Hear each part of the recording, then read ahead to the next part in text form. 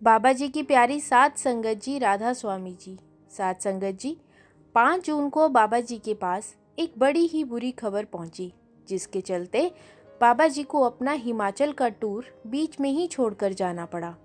सात संगत जी, बाबा जी 4 दिन पहले ही डेरे में वापस अपने हिमाचल के टूर को बीच में छोड़कर पहुंचे थे और 2 दिन डेरे में ही रुककर गलती से 26 तारीख वाले सत्संग के लिए डेरे में पहुंची हुई संगत को दर्शन देने गए, क्योंकि बहुत सारी संगत गलती से डेरे में पहुंच गई थी।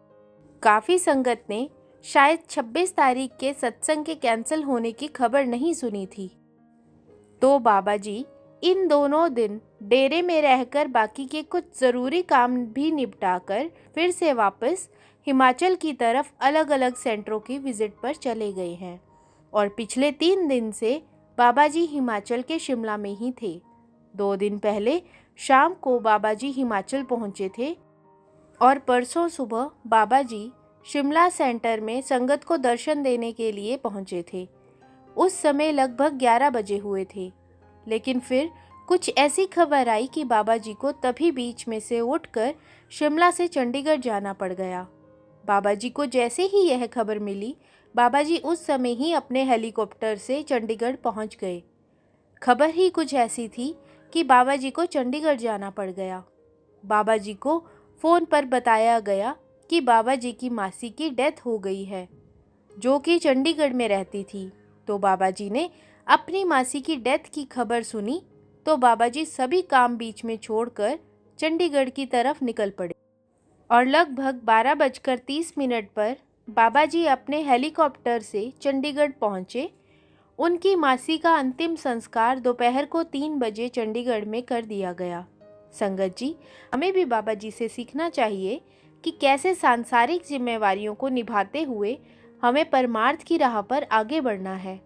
बाबा जी डेरे का भी ध्यान रखते हैं, अपनी संगत का भी ध्यान रखते हैं और 1 मिनट भी बाबा जी आराम नहीं करते और रिश्तेदारी, समाज, परिवार, हर तरह की जिम्मेवारियों को साथ में निभाते हैं। मासी जी के अंतिम संस्कार के बाद 5 बजे के आसपास बाबा जी वहाँ से वापस अपने हेलीकॉप्टर में शिमला के लिए निकल गए और 1 घंटे से भी कम के समय में बाबा जी वापस वहाँ पहुँच गए। संगत जी, संत महात्मा इस दुनिया में जब आते हैं तो वह एक उदाहरण बनकर आते हैं, ताकि हम संतों महात्माओं से कुछ सीख सकें कि हमें मालिक की भक्ति भी करनी है और अपनी जिम्मेदारियां भी निभानी है। एक पूर्ण गुरु हमें कभी यह नहीं सिखाते कि अगर परमार्थ के रास्ते पर चलना है तो आपको आपका घर बार सब कुछ छोड़ना पड़ेगा। बाबा जी तो हमेशा यही सिखाते हैं कि इसी समाज में रहकर, अपने परिवार में रहकर और समाज के साथ पूरा व्यवहार निभाते हुए, रिश्ते निभाते हुए, अपने माँ बाप, पत्नी और बच्चों के साथ सारी जिम्मेदारियां निभाते हुए हमें भजन बंदगी करनी है।